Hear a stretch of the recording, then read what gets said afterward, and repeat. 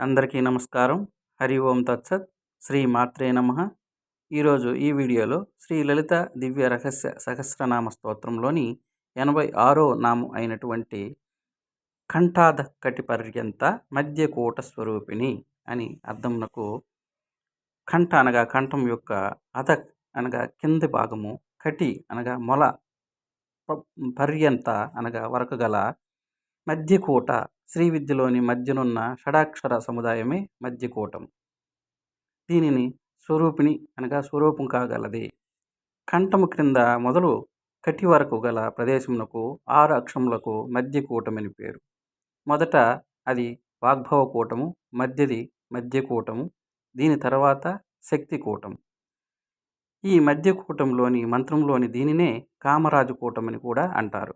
ఈ మధ్యకూటమే మధ్య శరీరంగా కలది. ఈమె ఈ మధ్య శరీరం మధ్య హృదయం ఉన్నది.